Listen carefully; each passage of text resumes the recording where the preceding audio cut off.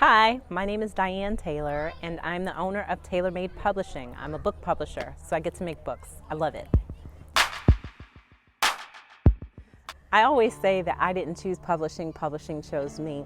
I've always known that I wanted to help people to tell their stories. I was born to do that. I believe that I was put on this earth to help people to tell their stories. And that manifested when I was younger in terms of news reporting and journalism. And the older I got, I had an opportunity to meet Carl Long, who was a Negro League baseball player, and he asked me to write his story. And initially I was very hesitant to do that because it was something new. It was something I had not done. I read all the time. I've always been an avid reader, but I hadn't even thought about writing a book. And it took me several years to do that for him. So it took us about 7 years to finish his book. But once we did that, I asked him who was going to publish it. And he said, "You are." And I said, "I don't know how to publish a book." But I also knew that it was really important for his story to be told. So I used the next 7 months of my life to learn everything there was to learn about publishing that I could at the time.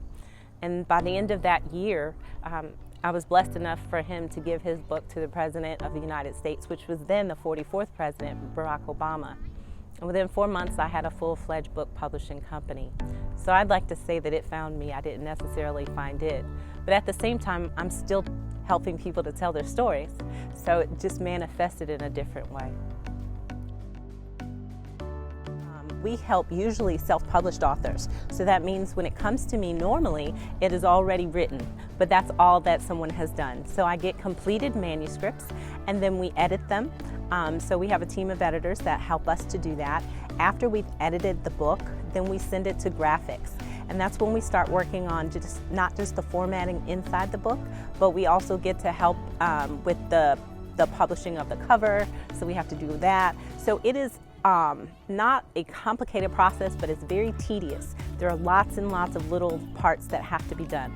And after we do that, then we have to copyright it for our self-published authors. We give them an ISBN number and we help them to get started in their worldwide distribution so that they can not just have the book, but sell it. So normally it takes somewhere in between 4 and 6 months. Some projects take a little bit longer, but the shortest amount of time is 4 months, and I'd say the longest is 9 months to a year. But the good thing is once somebody publishes a book, it's there forever. So while it takes months for us to put together, it's really important because it's a permanent footprint that somebody can leave for generations to come.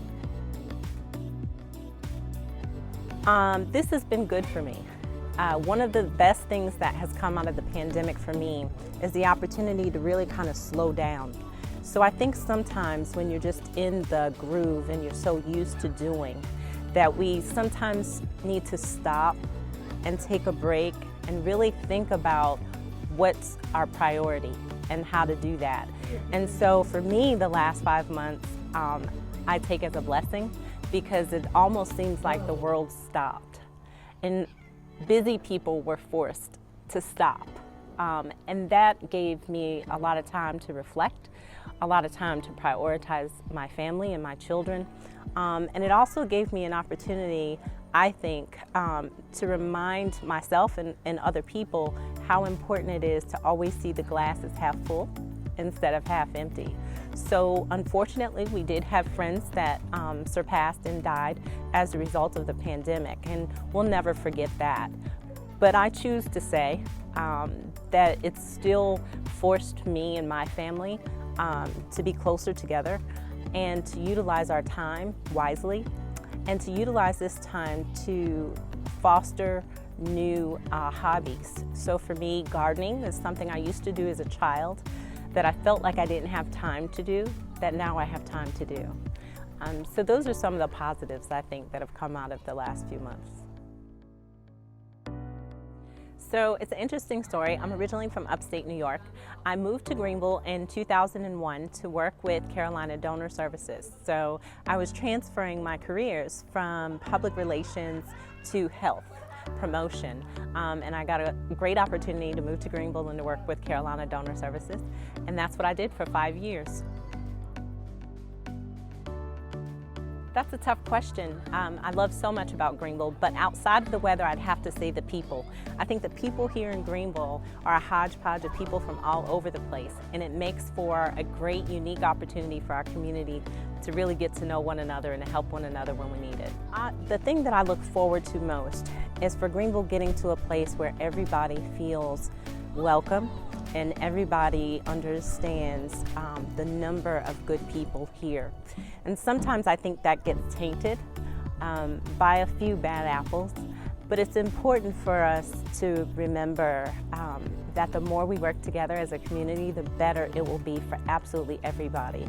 And inclusivity is not easy, so we need to do that purposefully. So we need to be intentional about inviting people of all different races, religions, backgrounds into our circle, not just for us, but for our children, because that is how we become better, by being inclusive of each other.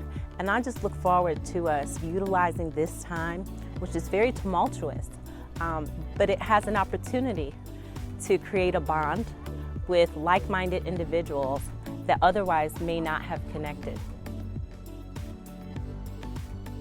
I'm inspired a lot, but mostly as a mom, I think it's the most challenging job that anybody can have. And so for me, my inspiration comes from wanting to make where we are and the world we live in better for my children in the future.